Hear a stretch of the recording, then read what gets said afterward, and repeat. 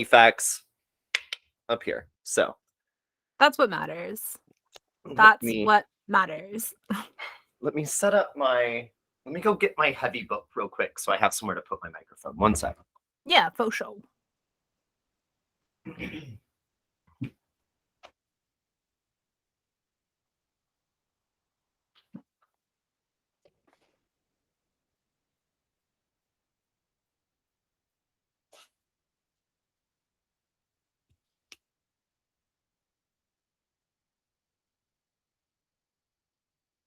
All right, I'm closing the door.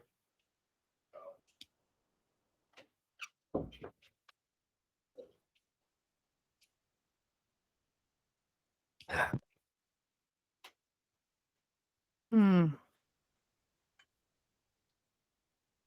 All right. Woo woo. Okay.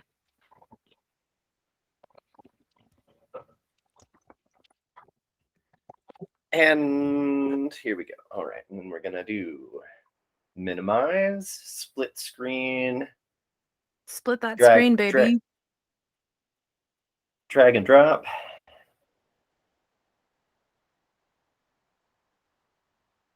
Let's see. Center.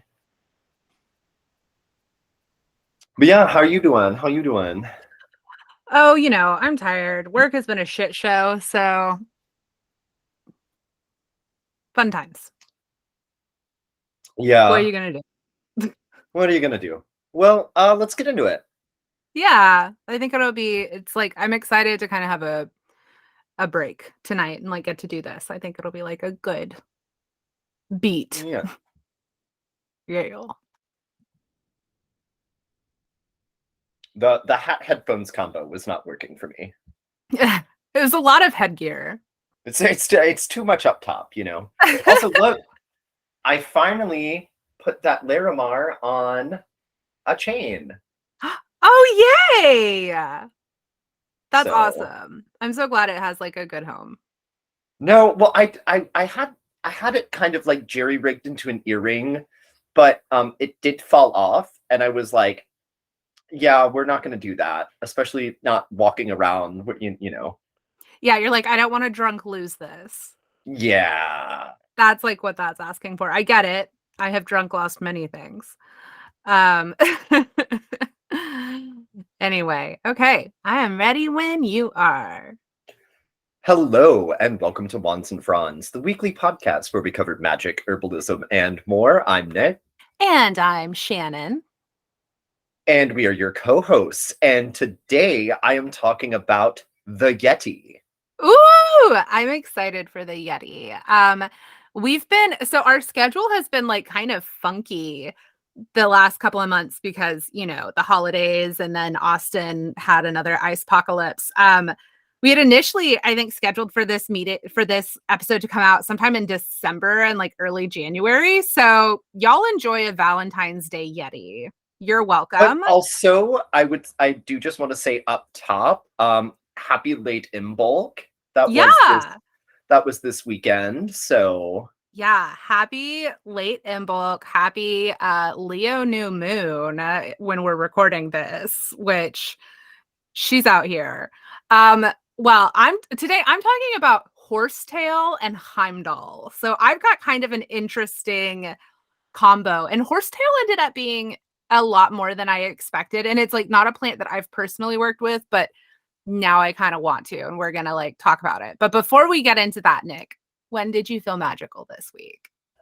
well, actually, I will say that as of the time of recording, it is Monday, so yesterday was Sunday, and even though we did have a catastrophic ice storm last week, it was like 72 degrees yesterday, and me and my friend, who shall remain nameless for the time being, went out and enjoyed a lovely walk around the little lake in Mueller, and then just kind of sat there soaking up the sun like lizards on a rock, and Yes. sitting there soaking up the sun like a lizard on a rock was really the kind of peak spiritual moment of the week for me. Oh, fuck yeah.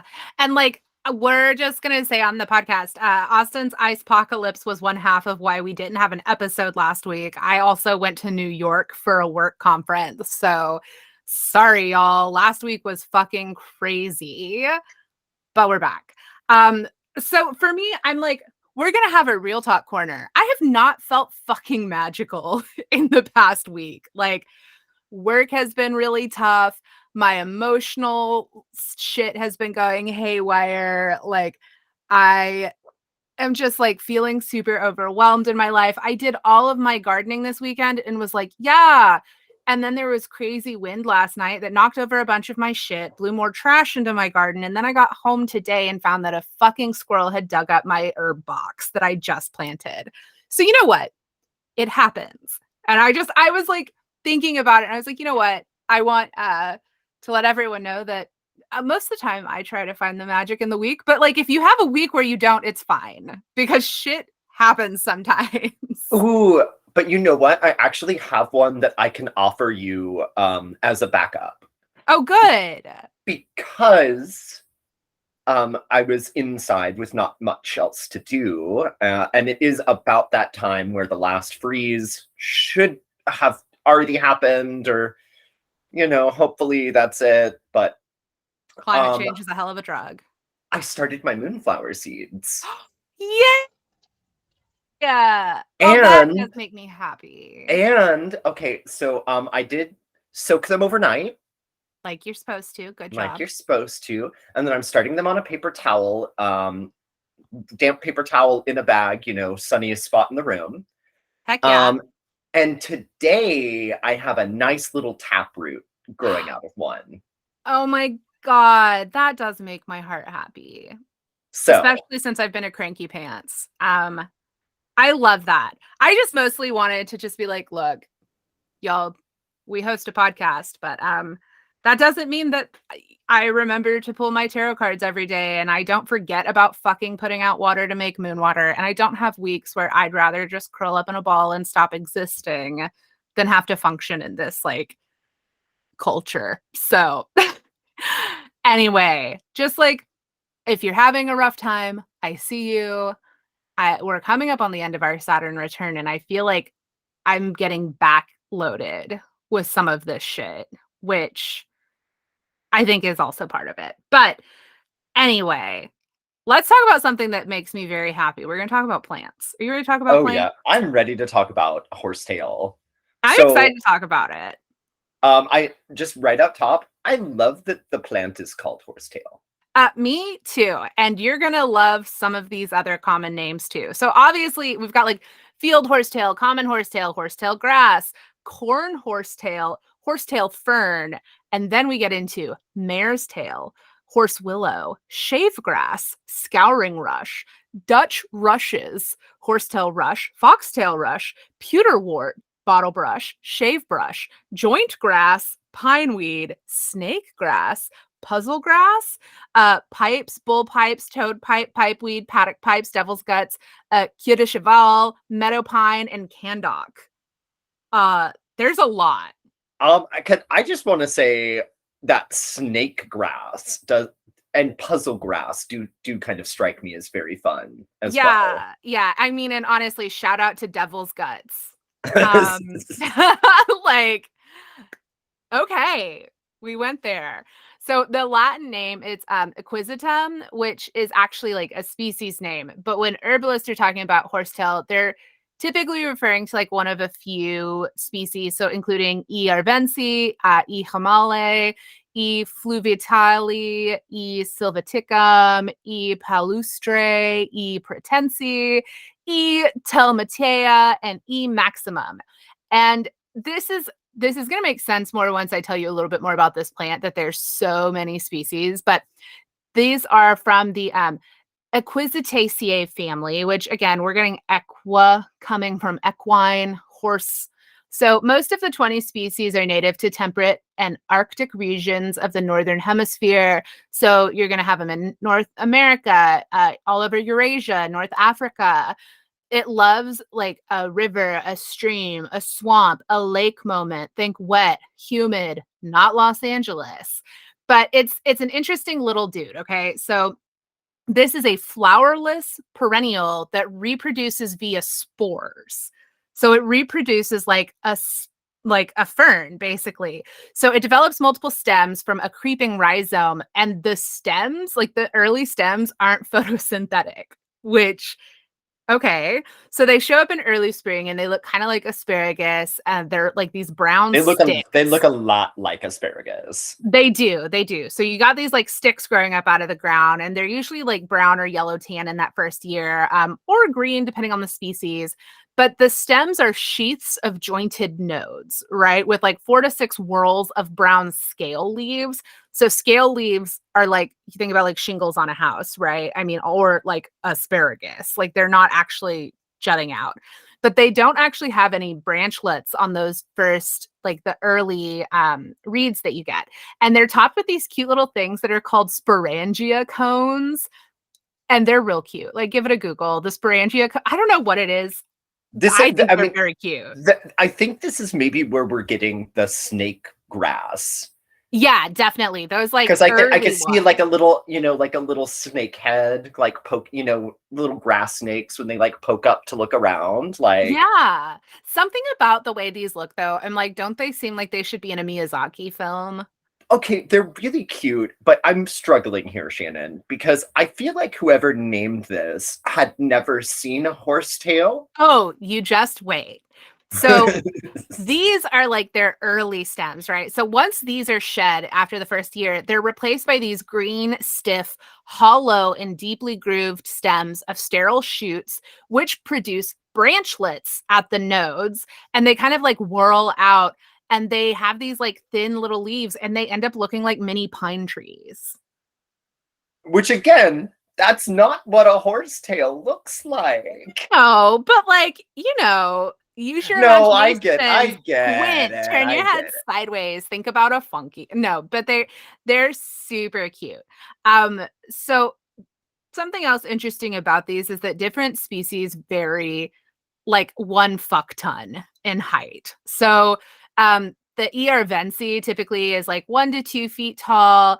E. Himalaya can reach like 5 feet. But there's also the Mexican giant horsetail, which is E. miracatum, and it commonly grows between 6 to 15 feet tall. And the largest recorded specimen was 24 feet tall. It's tree sized. They get That's a real big. that's a two-story house. Yeah, that's a big ass horsetail. Like, that's the fucking like what is it? The sleepy horse. What's the horse from fucking Magicians? Oh, um, I think it might be called Sleepy Horrors. Something like that. Anyway, it's fucking big. So to harvest these, you're gonna cut sterile shoots just above the base in late spring or early summer. And then after the tops begin to droop, you got to keep an eye on it because they lose some of their medicinal actions and they become harsher on your kidneys. But now that I've told y'all what it looks like, but let's talk about why there are so many fucking species, right? So this is an ancient plant. This plant has been around for, drumroll please, 200 million years. Cozy Horse. Cozy horse, thank you. So cozy horse has been around for 200 million years. Sometimes it's referred to as a living fossil. And my favorite fact I learned about it is that when dinosaurs walked the earth, horsetail plants that were the size of giant pine trees dominated the forest landscapes. I could easily see a little dino having a munch. It does look Right? tasty. It does look like I just feel like if I was a dinosaur, I would find this incredibly tasty. Yeah. So obviously the ones we know today are a bit smaller, but I think it's so cool that like dinosaurs were walking around in fucking forests of horsetail with their feathers. Dinosaurs had feathers. Truth facts. So horsetail was used by early settlers, but even like campers today use it to scrub pots and pans because it has like a stiff, gritty texture. It was even at different points in time used to sand wood or even polish metal. So like Native Americans would use it to sand arrow shafts, and like knights in Europe would use it to shine their armor. There's also a great Eastern European legend that says that forest sprites can shapeshift into horsetail plants as a form of disguise. So be wary. It could be, is it a horsetail? Is it a forest sprite? Time will tell. So it's a really cool plant, though, I think, to get into the history with, because like native people from all over the place have used like their specific local species of horsetail. But the first ever recorded use for like herbalism stuff was by Roman physician Galen. He recommended it for severed ligaments and tendons, as well as nosebleeds. Our buddy, astrologer herbalist Culpepper, used it to staunch internal and external bleeding and for healing wounds. Ancient Chinese practitioners used it for arthritis, again, wound healing, and even hemorrhoids. But let's talk about medicinal actions. I'm not getting into how to grow this one. This isn't one that's like super friendly for growing DIY. Like forage for it, buy it from your herbalist, guys. Sometimes I don't want to talk about growing a plant that's like, just don't. You got room in your garden for other things. So disclaimer, disclaimer, disclaimer. This podcast is not intended to treat or diagnose anything. Please always talk to your doctor before you start any new herbal regimen. Don't get medical advice from a podcast. Y'all are smarter than that. So, up top, I got to talk about like a couple of things that you have to keep in mind with horsetail. So, first, it has a really high silica content that can be irritating to the GI tract. Matthew Wood, who's an herbalist that I love, y'all have heard me talk about him before, he actually recommends not ingesting the plant itself, but only extractions like tinctures or decoctions. So that's one way to get around that. But it also contains thiaminase, which is an enzyme that can deplete thiamine, otherwise known as vitamin B1 levels in the body with long-term use. And there's a few ways they know this. Like, first of all, they've observed thiamine depletion in horses and other livestock after consuming large quantities of the plant. It's also shown up in lab tests. So one way to avoid this is, number one, choosing preparations that employ high temperatures, because that can kind of destroy that thiaminase. But you could also supplement with B vitamins while you're taking horsetail. Again, it's like, this isn't necessarily something you're going to be using as a tonic and taking every day, but you know, it doesn't hurt to maybe add in a B supplement if you're going to be taking it for a little bit of time. There's also really high selenium contents in horsetail. So if you're pregnant or nursing, you shouldn't use it because it can cause birth defects. And if a kid is under 2, they definitely shouldn't have it. Up until they're like 12, you really got to like monitor how much they have. But again, it's like, this is why you need to work with an herbalist. And then finally, like, special caution needs to be taken if you have cardiac disease or high blood pressure.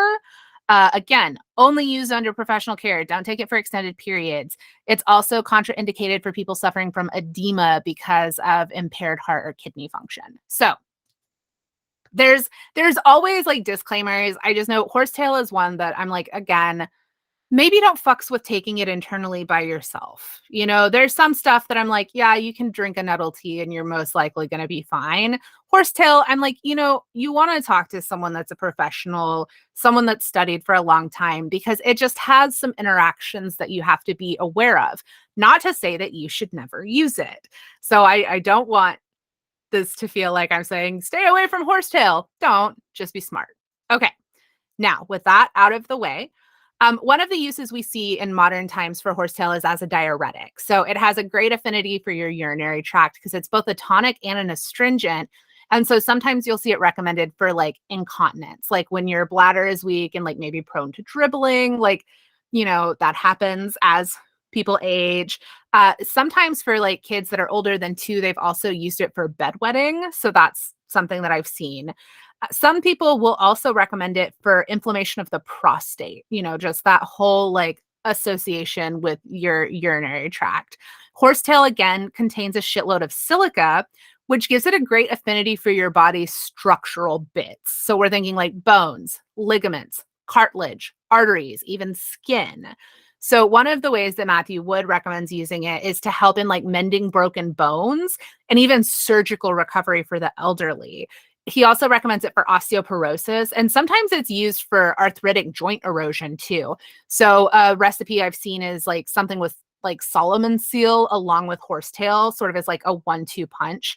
And they did do a study that found people with rheumatoid arthritis showed marked improvement after being treated with horsetail. And we know that RA is like a bitch It shows up early for a lot of people. Nick, I know you've got some in your family with RA. So it's like, that's something No, you deal with. definitely it's one of those things too that like it's I mean, like Talia has to see a rheumatologist. Yep. And it's just like, it's people are like, oh, well, it's like all old people get arthritis. And it's like, no, actually, that's different. Yeah, it's different. Rheumatoid arthritis is like a very specific type of like oh God, why am I blanking on what the term for that is? It's an autoimmune. Thank you. Thank you. Autoimmune. It's like an autoimmune disease. So it doesn't RA doesn't give a shit how old you are. No, Like yeah. Your it's body's just like, fuck these joints. yeah, your body's like, these joints here, we're gonna fuck them up. You're never gonna be able to put on a ring because this is an asshole. So there's also this thing in you'll see it sometimes in like alternative medicine sphere where people will say that like silica depletion in the body can have negative symptoms, things like increased allergies, a weakened bladder lining. I'm not here to say silica depletion is or is not a thing. There are different opinions on it, but in these instances, especially if someone has like a cool constitution, an herbalist or a practitioner like might recommend horsetail for that as well because of the silica. I did also mention skin, and specifically it's used to help with dandruff and other scalp conditions, so like to prevent hair loss and encourage hair growth, and even to like lessen your scalp's oil secretions. And one of the ways that you can use it is to decoct the herb and use it as a rinse, or add a small bit of the tincture to your shampoo. And I'm getting like mane and tail, like horse girl vibes. It just made me Well, think of mane and tail when everyone used that for their shampoo. I just also think, the selenium you were talking about earlier, Yeah. interesting to me is that that is one of the main ingredients in grocery, like regular dandruff shampoo. Yeah. Yeah. So it's like you could even just add to your favorite shampoo that doesn't destroy your hair, because dandruff shampoo often is not very healthy for your hair because they're real focused on the scalp, which is important. But you still do have hair there. But I think the idea of adding maybe like some tea tree and tincture of horsetail to a regular shampoo could maybe be a gentler alternative to try before you get into some of the more hardcore dandruff shampoos. Like, Well, and also this next thing that you're go ahead and mention the next action. yeah, so it's also an antifungal, and we know that fungus can be involved in scalp conditions, particularly with your dandruff. Because I actually learned last year after, I mean, I am a 31-year-old man, okay, and I have had dandruff my entire life. I also, unfortunately for me, love to wear black clothing and also have very, very, very dark brown hair. So it's really something that was like, I mean, for the aesthetic of it all, you cannot have black hair and have bad dandruff. Like, Yeah, it's like a neon sign that says, "Hi, I have dandruff." and I learned last year that my dandruff was actually fungal, and I started using a fungal treatment instead of like Head and Shoulders or Selsun Blue or whatever these selenium based products, and it's gone. Yeah. I It's mean, gone. look, horsetail could help.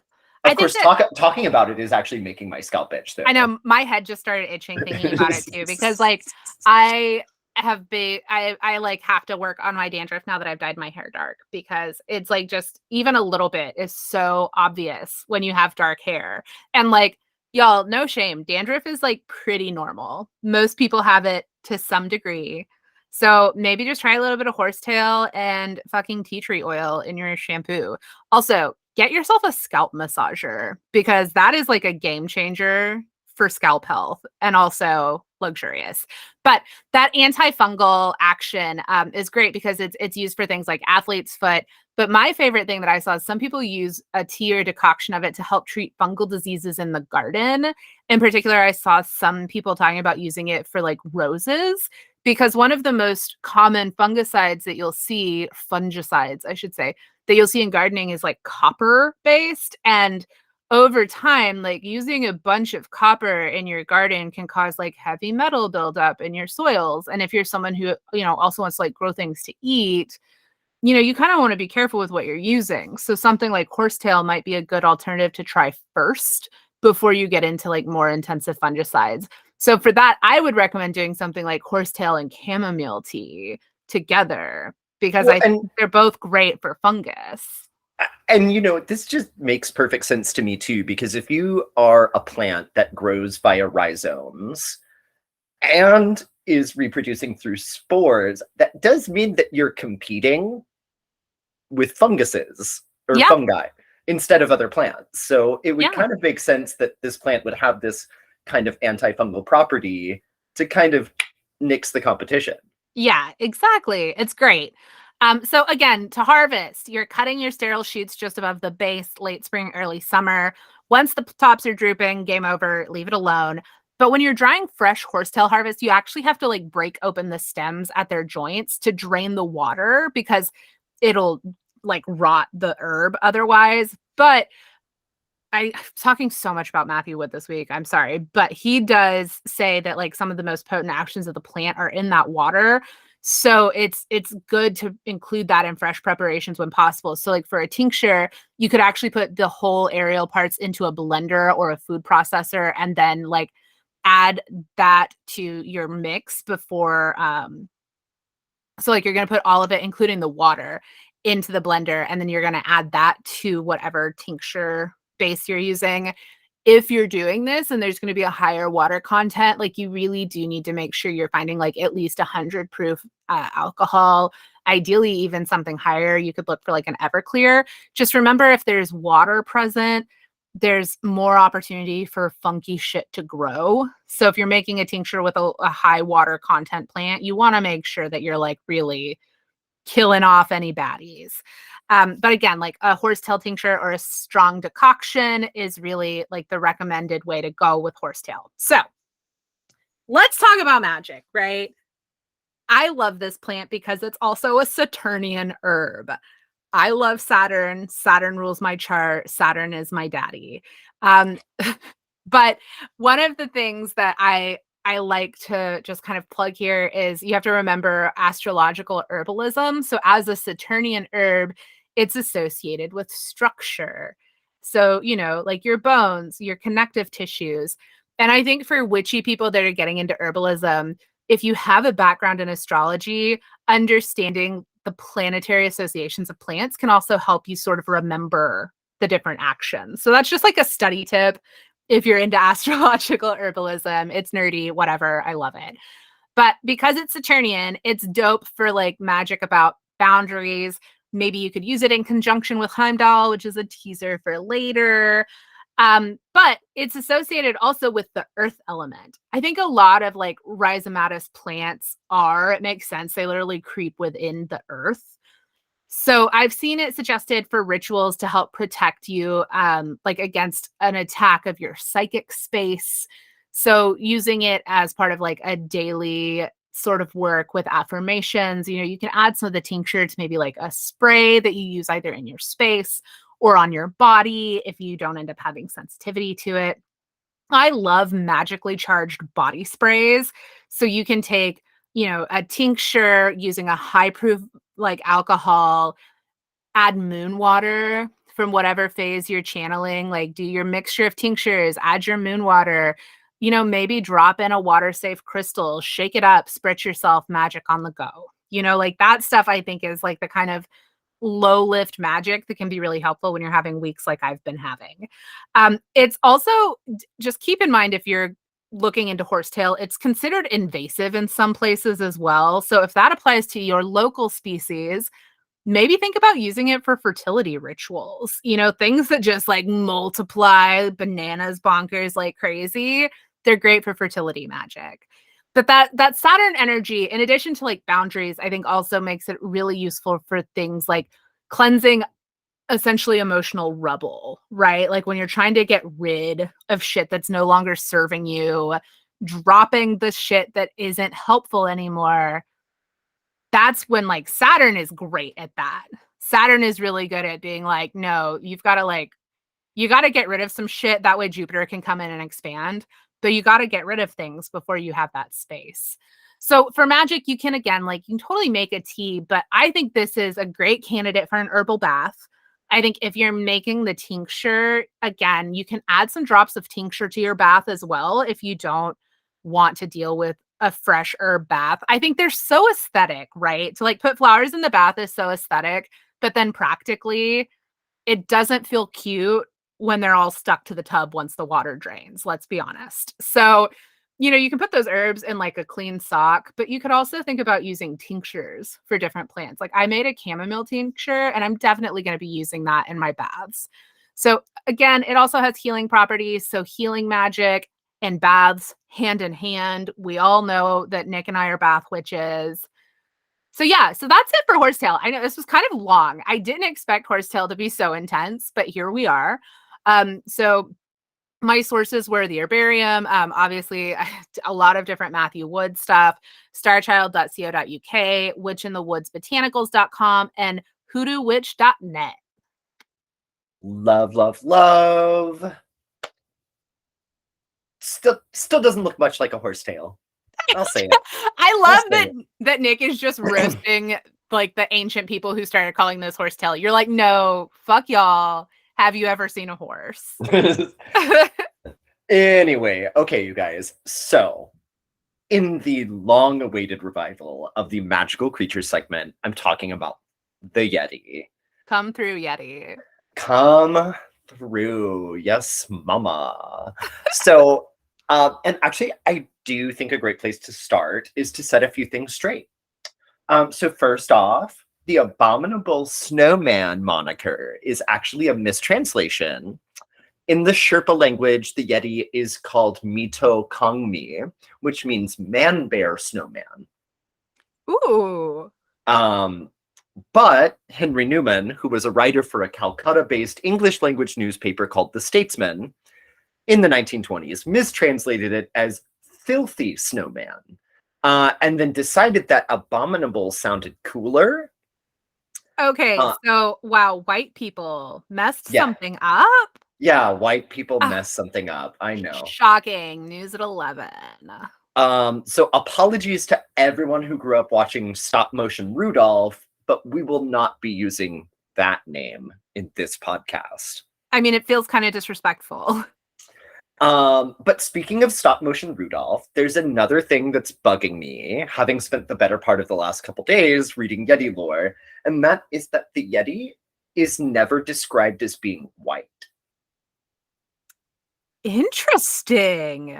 So even on the Wikipedia page, it says that the Yeti is described as being white. But when you read actual descriptions of people who claim to have seen a Yeti, never once are they like, and it was white.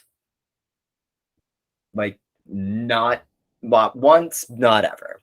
We get a lot of black and brown and a few rusty shades of orangutan fur, but never, ever, ever white. I mean, all of this color combination, though, is like leading me to believe that there might be a tortie Yeti somewhere, like a sweet little tortie Yeti baby.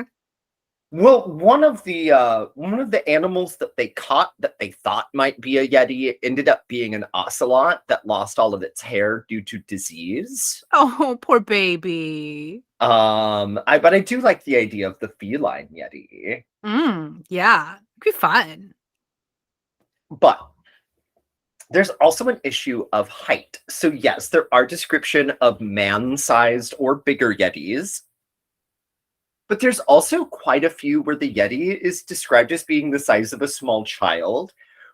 One Sherpa mountain guide said that the Yetis are the size of 7-year-old children. So cute little Yetis. I just have to say 7-year-old children is so specific. Yeah, no, well, I kind of thought so too, but that's what he said. So, but I like the idea, cute little Yetis. Little guys. little pocket-sized friends. But actually, one of the things that the Sherpas do say is that they talk about there being three kinds of Yetis. So there's sort of the lowland Yeti, which is like the little people Yeti, tiny little guys, just cute little guys, right? And then there's kind of the medium altitude Yeti, which is a vegetarian, but very big. And then there's the high altitude Yeti, which is as big as the middle altitude Yeti, but is strictly carnivorous. So that's the one you don't want to run into. That's the scary one, right?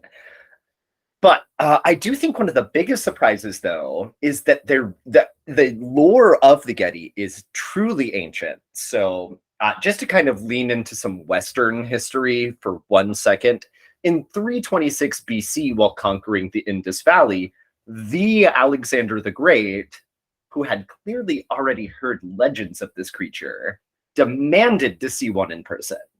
And of course, being in the lowlands, the Indus Valley is, just about at sea level. He was informed that the creature could not survive at such low altitudes, being so specialized to mountain living.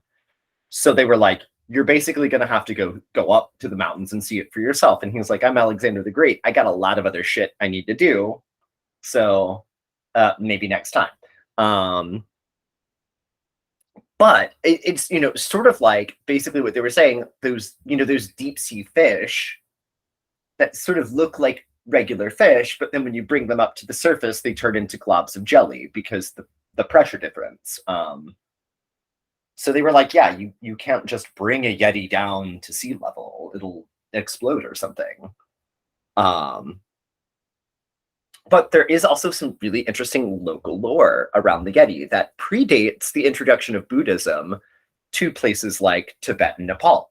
So in Tibet, before the time of Buddhism, they worshipped a god called Bone, B-O-N, but with the little umlaut over the O, so Bone. Bone. Bone, who Bone Daddy. was a hunting god, who is also known as the glacier being. And that is a translation. Glacier being is cooler than Bone.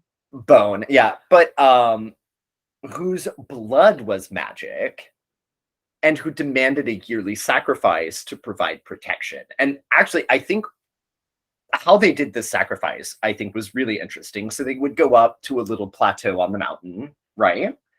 And it could be a sheep, it could be a goat, some kind of livestock animal, perhaps a yak.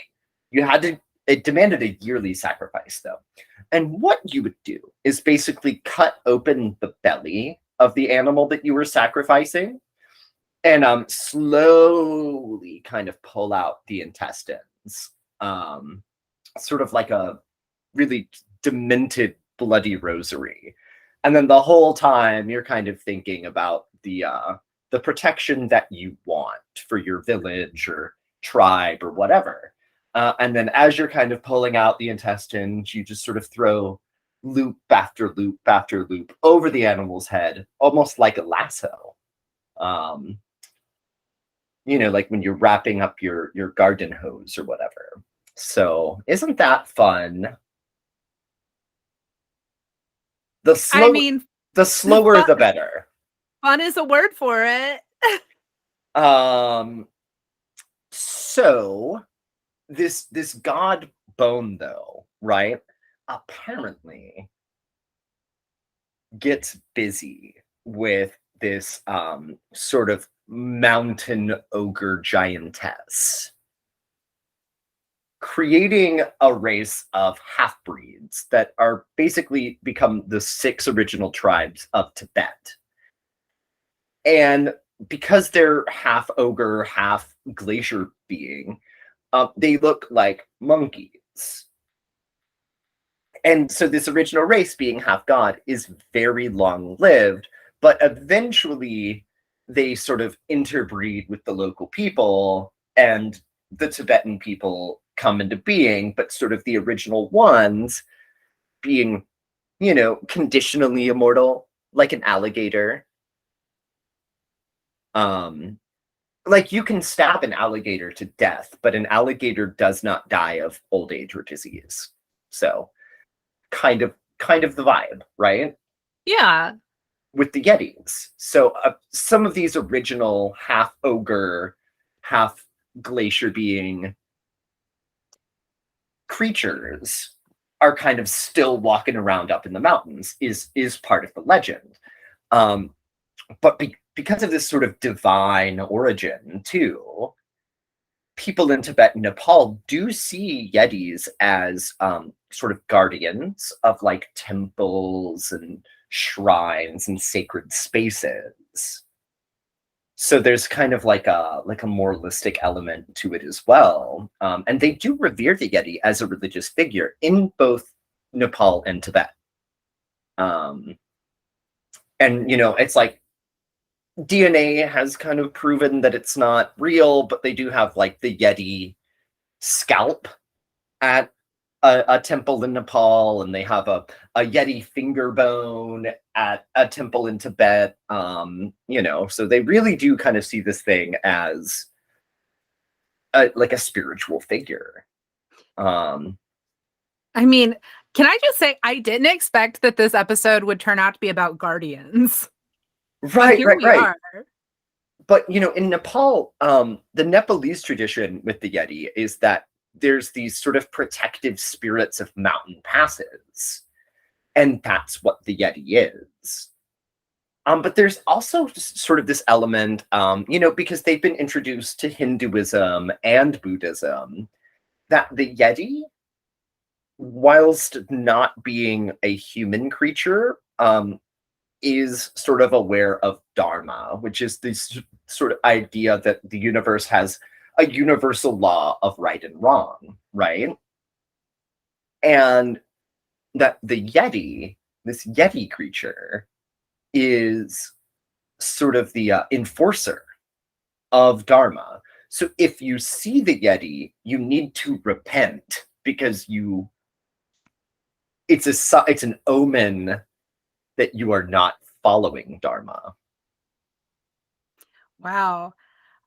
I mean, so it's kind of like a spiritual Mothman. Sort of like a spiritual Mothman, yes.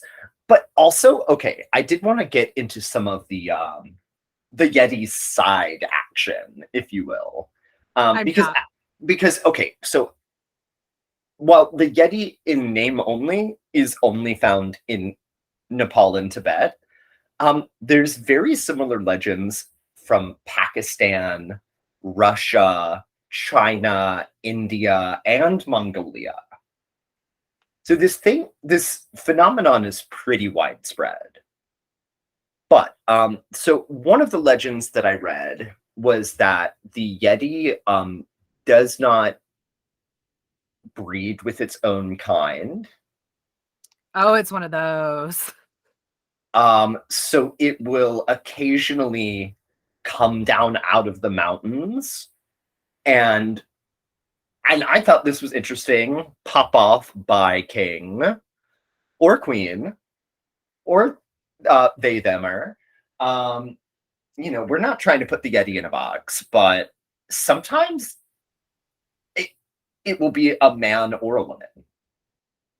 So, um, anyway, we'll come down out of a mountain and just take someone away to breed with. I mean, look, what are you gonna do? So, but then also the Yeti is sort of involved in death.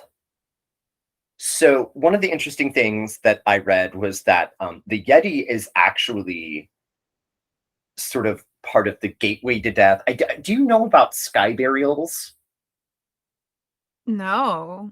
So a sky burial is something that happens in a lot of the Buddhist parts of the Himalayas, where they take your body up to a mountaintop and they hack you up into pieces with an axe. And then yeet you over the edge? No, no, no, no, Oh, that'd be no. fun. And then the vultures come. Oh, they feed you to carry-on birds. they feed you to these vultures up in the high Arctic or the high Himalayas, and that's why they call it a sky burial, is because the vultures come and eat you and then fly away into the sky. Cute. But the Yeti is seen as this kind of like death related figure too. So again, with this concept of Dharma and this universal order, like seeing a Yeti at one of these funerals is sort of like a good sign because they have this spiritual significance. But also the kind of death Yeti, right, is said to be hollow on the inside, and you can see from the back that it's hollow. That's fucking spooky. And then also, like, the death Yeti has its feet reversed. I So never want to run into a death Yeti. so if you see the Yeti's tracks in the snow, they'll be on the wrong side. No, thank Um, you. but yeah, so obviously they say that the Bigfoot legend and the skunk ape legend and many of these other kind of like large bipedal ape legends are kind of related. You know, I did read something that was saying that Gigantopithecus, they have found evidence that Gigantopithecus might have survived into cohabitating with modern humans, especially in sort of Southeast Asia. Their closest living relatives, interestingly enough, are orangutans. Dude. Orangutans are fucking terrifying to me. Orangutans are kind of scary, but you know, orangutan means people of the forest. You know, there is this kind of vibe that orangutans are suspiciously close to people in their behavior. It's like that uncanny valley syndrome that freaks me out with them, where it's like, oh, you're almost us. It's like you're almost us. I mean, they make little hats out of leaves. I know. It Mm. I mean, look, mad respect, but they're fucking scary. Like, But okay, one thing I do want to say though is that you know, and we've talked about this before about how the sizes of things are sort of misrepresented on maps a lot. Like yeah, like the United States looking like the same size as Africa. exactly what I mean. So, sort of another good example of that is that Tibet, or I mean, you know, when Tibet is part of China now, Whatever. We love Tibet. we love Tibet, free Tibet, you know, whatever. Um, what I will say though is that the actual country of Tibet, as it was before the China thing, twice the size of France. Twice the size of France. Okay, well, that just blew my mind. I didn't realize that it was that off on like the scale that you usually see on maps. When you look at it on a map, it looks tiny. I Yeah. mean, it does not look that big. But if you look at the same map, I'm sure France looks huge. Yeah. But Tibet is fully twice the size of France. That's bananas. Now, something that's interesting too is that in the Himalayas, there are whole valleys that have probably never had a Western person step foot in them. Yeah. Because they are so hard to get to. So I personally am kind of on team. Like, there's a lot of space there for something big. Yeah. Now, I mean, there's literal tigers and bears and shit that live in this area that you never really see because they have so much space. Yeah, they don't have to fucks with humans. So they So don't. so it's not out of the question. What I will also say, kind of going to the Bigfoot thing, is that, you know, like Bigfoot is Pacific Northwest, a fully settled and colonized part of the world. like Vancouver, Seattle, and Portland are all like an hour's drive away from each other. Like, I just don't see that there's really that kind of space there. Yeah, I mean, that's where you get into the whole idea of like Sasquatch being like able to move between realities, which is like one of the cryptid theories about Sasquatch. Right. Y'all, I love weird cryptid shit. As shocking as that might be to our listeners. But no, I I get what you say. It's like, I get what you're saying. It's like, it's the thing where it's like the photographs are always blurry and either he's straight up coming from a different dimension or like that's a weird bear. or that's a weird bear. And you know what I will say is that like I do think with the whole Tibet, Nepal, Pakistan area, there's room for something like that there. Now, I'm Yeah. not saying I'm like a true believer. I think But, it's but you're very, not saying you're not a true believer. but I'm not saying that I have been convinced. I think I could make a pretty good argument for Bigfoot not existing, but I personally cannot make like a super convincing argument for the Yeti possibly not existing. You Okay. know, Well, y'all heard it here first, folks. I'm gonna share one last fact about the Yeti, and that is that across cultures and across time, one fact remains consistent in every report about the Yeti, and that is that the Yeti smells terrible. Okay, I mean, look, can we just say that's a real dick move for that to be the through line here? Look, I get it. I'm just saying, it's like that's the one thing. Like all of the Yeti stories, every single one is like the Yeti smells terrible. Ooh, I did want to talk about um something that I thought was fun, like another sort of Yeti special power, right? Was that if the Yeti sees you before you see it, you're no longer able to walk, and that's how the Yeti kills you, catches you. Oh, I hate that. But if you smell the Yeti, you're supposed to look for the Yeti, because if you see the Yeti before the Yeti sees you, then you'll be able to get away.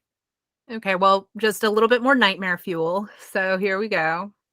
But that's all I have. I think just some key points here. The Yeti is not white. The Yeti's never been white.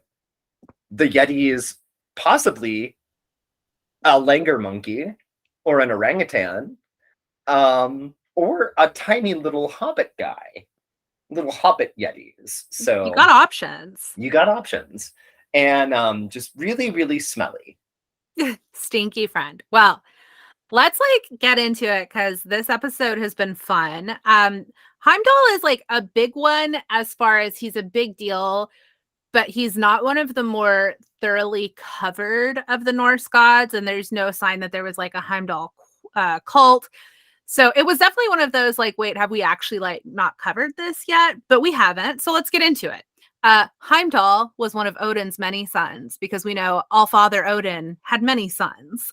And he had, according to, I think it's the Poetic Edda, had 9 mothers, all sea maidens, Yulp, Gripe, Isla, Irjafa, Ulfrun, Engia, Imp, Atla, and Yarnsaksa. I'm really sorry for any of our Norse listeners.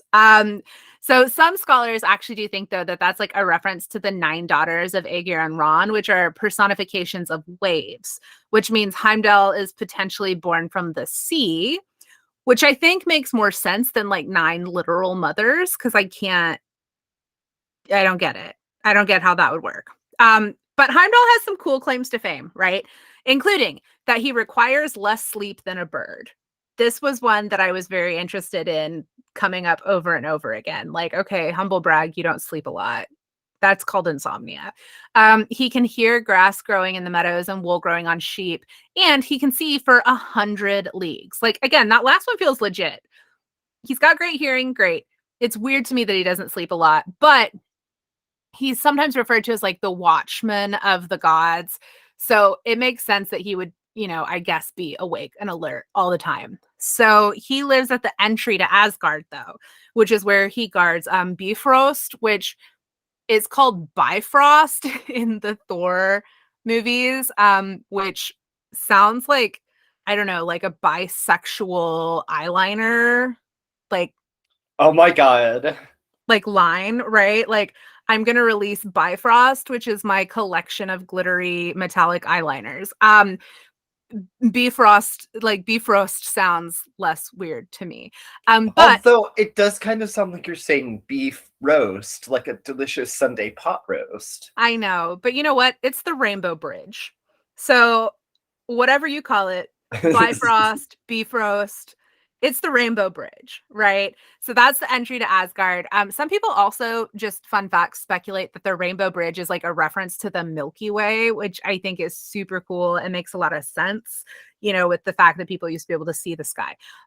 So Heimdall is a keeper of borders and boundaries, aka liminal spaces, which we love.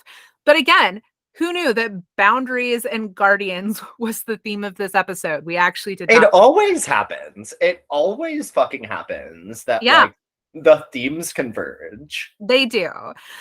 So Heimdall, though, in addition to being like a watchman for Asgard and keeping, Bifrost very safe, he's the keeper of a very special horn, Yaller horn, which will be blown to wake up the Aesir during Ragnarok. So there was this seeress, which is like a seer, but a lady, who prophesied that during Ragnarok, the Bifrost will break and Heimdall and Loki will fight to the death.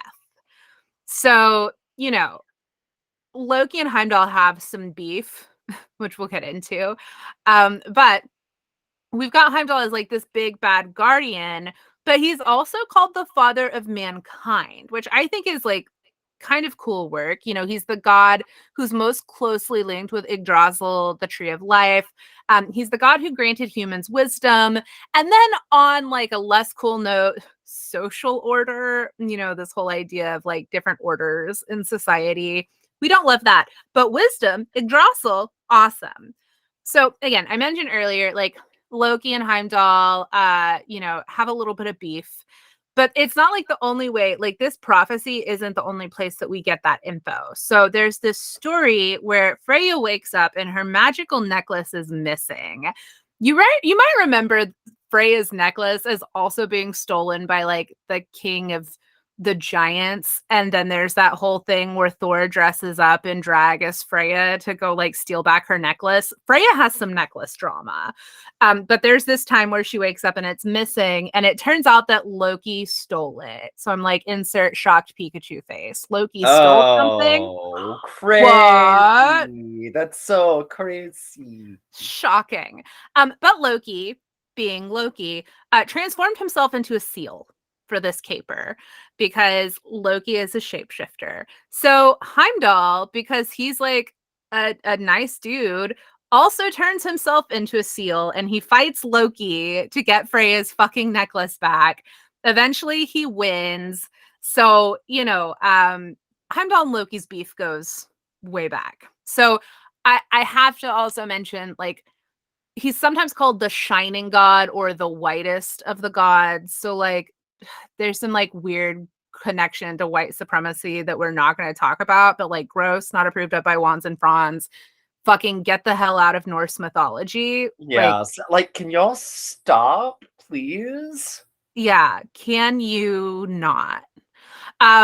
So what if you want to work with Heimdall magically though? This one was interesting because I read like really mixed things. So some people that have tried to work with him say he's not super responsive. And people think that might be because he's like the guardian of this gateway. So maybe he's not like running around doing shit, he's not over here delivering messages. But other people have had good luck working with him. So again, your mileage may vary. Deity work is complex. One of the ways, though, that I did see coming up over and over for folks who do work with him is using him as like an intermediary to connect with other spiritual guides who have died. And I think this is kind of coming back into his role as like a gatekeeper, really keeping the boundary between the living and the gods. but you can of course also call on him for protective magic. I also like the idea of using him to like working with him when you're trying to go through like grief transitions, letting things go. But I also think, they have this, I forget the name of the saint, but in Catholicism, there's like a patron saint of lost things. And I'm like, if you wanted to work with a god to help recover something that was lost, Heimdall will turn into a seal to get a necklace back. So, like, maybe, if he ends up being your god, maybe that's something you can work with him on. So obviously offerings featuring the color white, but I also love the idea of rainbows because of the rainbow bridge. He was a warrior, so representations of weaponry. He's constantly compared to birds, so I think feathers. He is like really Saturnian. So, it's like you could even think about using something like horsetail or other Saturnian herbs as offerings to a deity that has such Saturn energy. But he's just interesting, like kind of short and sweet. But again, there's like no Heimdall like cult. He shows up in stories, but there's not a lot of background on him because again, he's kind of like the bouncer for Asgard. So he's got like important business. He's not running around. He's got a real job. Yeah, Heimdall's got a real job, y'all. Like, sorry.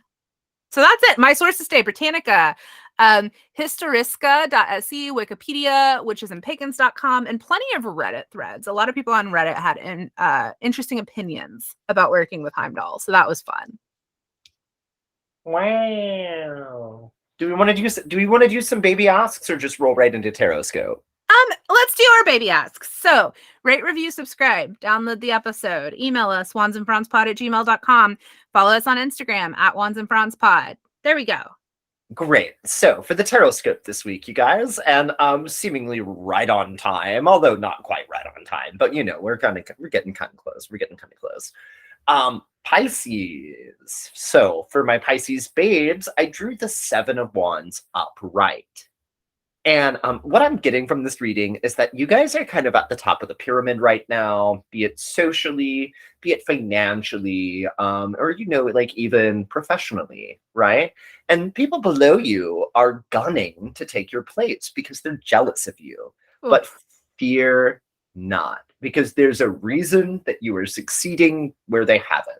So, sort of my advice to you is to keep gaslight, gatekeep, girl bossing your way all the way to the bank. I love this Instagram word salad. I mean, they do say it's like it's a lot easier to seize power than to keep it. So you go, fishies. You go. Yeah. But I do think that maybe this is because I'm a double fire sign. But I think when people are jealous of you, that is one of the surest signs that you have made it. I mean, I did see this thing that was like one of those like super cheesy reels. And it was like, of course, people are talking bad about you. It's because if they're talking about themselves, no one would listen. Yeah, no, okay. Someone sent that to me. Oh my God, I love it. Nick, I did get my hair cut by an Aries yesterday, by the way. Oh, love that. She was great. I'm never cutting my hair again. I came home and touched up my own haircut because I'm psychotic, but it was good. She was great. She's going to listen to the podcast. So if you're listening, Yvette, much love. I only had to touch up my bangs because I'm insane, but I really did like the haircut. So, well, yeah, it looks good. Thank you. Yvette did great work. Also, I'm loving this dark moment for you. Me too. Me too. I'm feeling it. I'm like leaning into it. This is my shadow work year. It's kind of giving me like 2015 when you were doing black hair a lot then too. Yeah, I go through phases, but I do like it. I recolored it this past weekend. It's plum. You can't really see it in this lighting, but I can see a bit of plum. Yeah, it's got a lot more purple tones in the light, but it is like I wanted my hair to be the color of like a Cabernet. Gorgeous. Mm-hmm. Well, what do we say to all the frigid Yeti bitches out there? Oh my God, to all of you frigid Yeti bitches, first of all, please put your feet on the right way. Second of all, blessed be bitches. Blessed be bitches. Bye. Goodbye.